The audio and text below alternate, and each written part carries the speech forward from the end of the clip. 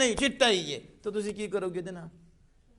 یہ قاری وقاص صاحب بیٹھے ہوئے ہیں میرے بائیں جانب. ان کے گھر میں گیا تو ان کے بھتیجے انس ان کا انتقال ہوا. تو ادھر بھی کوئی ایک آ گیا جو جاہل تھا, تو بس گفتگو سے گفتگو نکل پڑی. تو وہ شروع ہو گیا. پہلے تو کوئی نہیں تھا, اہل سنت جماعت حنفی بریلوی تو یہ جماعتیں. وہ سمجھ آ گئی کہ کیڑا ظاہر ہو رہا ہے جیسے آج گن ہے, اب کیڑا باہر آ رہا ہے اور جہادت ظاہر ہونی شروع ہو گئی. میں نے کہا اچھا. جب میں نے حدیث پاک پیش کی اس کے سامنے, جب حدیث پاک پیش کی تو اسے سمجھایا کہ نبی اکرم صلی اللہ علیہ وسلم نے ہے فرمایا, ٹھیک ہے, اور یہ ہے ترمذی میں آیا اور دیگر کتب حدیث میں بھی آیا.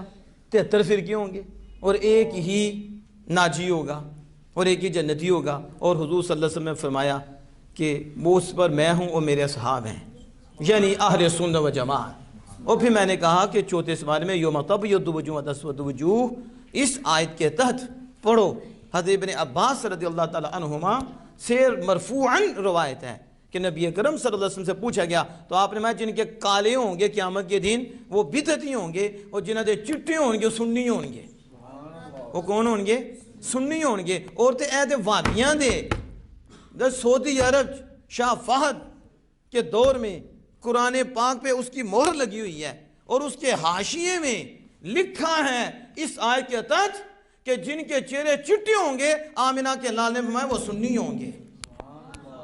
اچھا, اب جب اس نے سمجھا کہ یہ تو کم پارا بہ گیا, کم پارا بہ گیا, تو کہندا او سنی تسی نہیں, تسی اہل سنت نہیں ہو.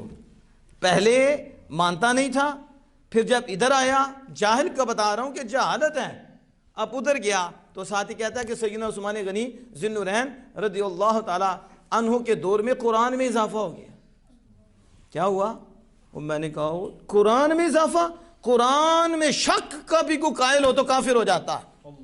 قرآن تو متواتر ہے, اس کے ایک حرف میں بھی شک کرنے والا کہ بدلا ہوا ہوگا, ہو سکتا ہے, ایسا کہنے والا بھی کافر ہو جائے گا. دیکھیں جاہل کی جہالت کی وجہ سے خود ڈپیٹ کر رہا تھا, وہ کہاں سے کہاں پہنچا کہ اس نے قرآن پاک میں لا علمی اور جہالت کی بنیاد پر اضافہ سمجھ لیا. اثر کیا ہے؟ جہالت کی وجہ سے کفر کی طرف جا رہا ہے نا, اور جہالت کی وجہ سے گمراہی کی طرف جا رہا ہے نا. اب بندے کو سمجھ نہیں آ رہی لیکن بات کون سی کر گیا؟ کفر, گمراہ. اسی طرح